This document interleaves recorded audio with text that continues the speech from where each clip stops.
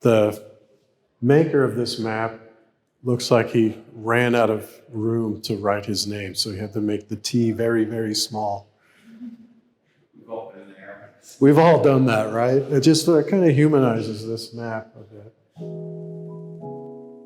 The Soupart manuscript is probably the earliest or among the earliest survey-based maps of the northern Gulf Coast that we know about.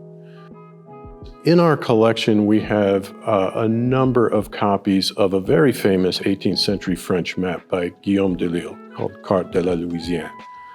And it's often referred to as the mother map. And it's because de Lille's contemporaries copied that map, and subsequent cartographers would copy either the entire map or details from it well into the 19th century. So, more than 100 years after he had passed away, you're still seeing details from this particular map cropping up again and again, not just in France, but in other countries, Germany, England. De Lille's map at the very top, by the title, credits someone named Lemaire. And so I wondered early on, well, who is this Lemaire guy? He was the chaplain priest at the French fort at Mobile in the very early days when the French have first arrived on the northern Gulf Coast and are just beginning to get established. Father Lemaire was fascinated by Louisiana. He wanted to meet as many people as he could, sailors, soldiers, Native Americans, whoever he could talk to learn more about Louisiana as a place. And he was also an avid correspondent, and he had correspondents back in France who highly valued the information that was coming from Father Lemaire. And one of his correspondents was another priest, Jean Bobet, who was at Versailles. And so Lemaire met this pilot, a marine pilot on a French ship called the Dauphine, that in 1715, from about August to November, had done an extensive survey of the Gulf Coast. So meticulously plotting depths and charting the coastline and making a detailed survey map. The pilot, Soupart, showed Father Lemaire his manuscript map, and Lemaire copied it. He made a close copy of it, and he sent this copy to his friend in Versailles. And from there, that is how it came to the attention of the two most important French cartographers of the time. So Guillaume de Lille, who I've already mentioned, and Nicolas de Fer.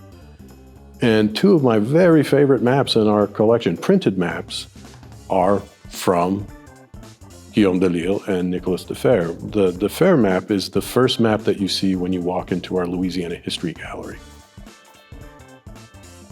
The very top of that map is an inset detail of the Gulf Coast. It is a near exact copy of the Soupart manuscript.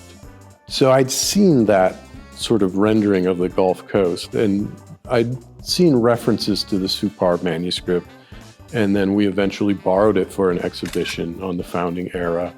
And it was super exciting to see, oh, this is actually the original manuscript that Lemaire copied in Soupart's own hand, and to see it up close and to see the handwritten place names that then go on to be reproduced on printed maps. It was really cool. I was kind of geeking out about it a little bit.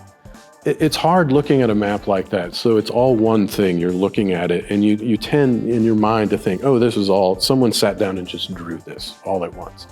But that is not how it worked. This map was probably a distillation of pages and pages of very careful notes about water depths, the geographical coordinates of channels and of coastal features, and just painstakingly assembled into this one drawing.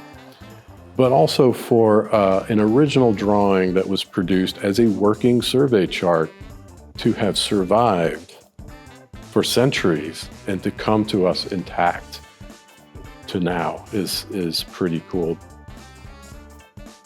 The Dauphine actually burned in Pensacola Harbor in 1718 when the Spaniards retook Pensacola from France.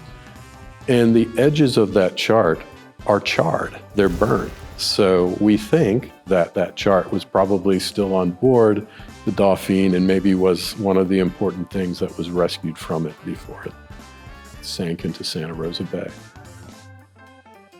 The Soupart manuscript and the sudden infusion of directly observed information that it made available to cartographers in Paris, that was a huge leap forward for the French understanding of the northern Gulf Coast, all in one document. So it's very exciting to have that in our permanent collection to share with the people of New Orleans.